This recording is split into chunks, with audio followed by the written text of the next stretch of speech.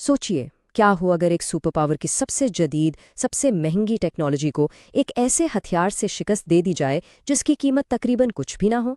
आज हम एक ऐसे ही तनाज़े को समझने की कोशिश करेंगे जिसने जदीद जंग के सारे उसूल बदल कर रख दिए हैं, और देखेंगे कि इसका हिंदुस्तान के दिफाई हिकमत अमली के लिए क्या मतलब है।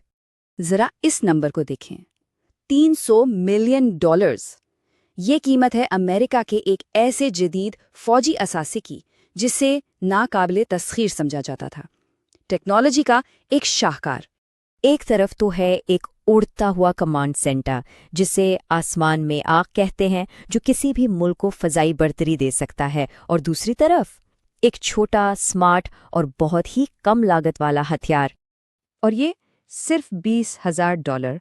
ये कीमत है उस हथियार की जिसने उसे तबाह कर दिया। तो सवाल यह है कि आखिर ये हुआ कैसे? चले इसी की तफसील में जाते हैं। ये हमला ईरान के लिए एक ऐसी कामयाबी थी जिसने सबको हैरान कर दिया।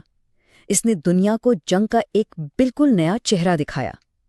एक ऐसा तरीका जहां महंगी टेक्नोलॉजी को होशियार और सस्ती हिकमत अमली से शिकस्त दी जा सकती है। तो सवाल यह है कि एक ऐसा मुल्क जिस पर दहाइयों से पाबंदियां लगी हों, इसने ये कर कैसे दिखाया? ये सब कुछ एक 3 कदमी मंसूबे की वजह से मुमकिन हुआ। उनकी पूरी हिकमत अमली को अगर हम देखें तो वो 3 हिस्सों में बटी हुई थी। पहला, निगरानी के लिए किसी और की टेक्नोलॉजी किराए पर लो। दूसरा, रहनुमाई के लिए किसी और का नेविगेशन सिस्टम उधार लो। और तीसरा और सबसे अहम, हथियार खुद बनाओ, वो भी बहुत बड़ी तादाद में। अब ये सब जो ईरान में हुआ वो हिंदुस्तान के लिए एक आईने की तरह है। एक ऐसा आईना जो हमारी अपनी दिफाई पॉलिसियों की मुमकिना कमजोरियां दिखाता है। यहाँ जो सबसे बड़ा फर्क नजर आता है ना, वो सोच का है।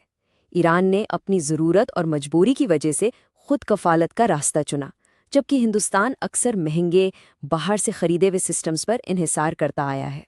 और ये जो इन्हिसार है, ये कोई नई बात नहीं है। इसकी कहानी तो 1999 की कारगिल जंग से शुरू होती है, जब हमें जीपीएस डेटा देने से इनकार कर दिया गया था। और आज ये मसला एक बहुत ही नाजुक मोड़ पर आ पहुंचा है। देखिए, नाविक सिस्टम को ठीक से काम करने के लिए कम से कम 4 सैटेलाइट्स की ज़रूरत है, लेकिन आज हमारे पास सिर्फ 3 काम कर रही हैं।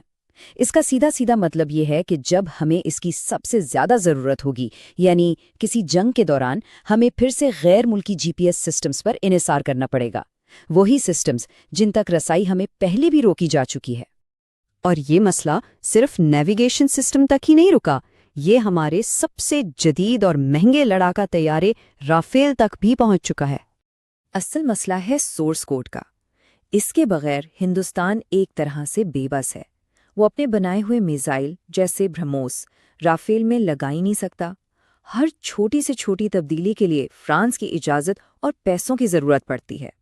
दूसरे लफ्ज़ों में कहें तो हिंदुस्तान ने ये जहाज़ खरीदा नहीं, बल्कि एक तरह से इसे लीज पर लिया हुआ है। अब ज़रा इस इंतखाब को देखें, $3.5 अरब। इस रकम से हम 31 महंगे अमेरिकी निगरानी वाले ड्रोन खरीद सकते हैं, या फिर इसी रकम से हम तकरीबन 7,000 देसी हमलावर ड्रोन बना सकते थे। ईरान के वाक़े ने एक बहुत कड़वी हकीकत सामने ला दी है। वो ये कि अरबों डॉलर के एयरक्राफ्ट कैरियर्स और करोड़ों डॉलर के टैंक्स अब चंद हज़ार डॉलर के ड्रोन्स का आसान शिकार बन चुके हैं। तो इन सब बातों का हासिल क्या है? आगे का रास्ता क्या होना चाहिए? जो माखूजी मवाद है, वो हिंदुस्तान के दिफाई फ़लसफ़े में एक बुनियादी और फौरी तब्दीली का मुतालबा करता है। बात सिर्फ नया सामान खरीदने की नहीं है, बात है 21वीं सदी की जंगी ज़रूरियात को समझने और उसके लिए एक बिल्कुल नई सोच अपनाने की।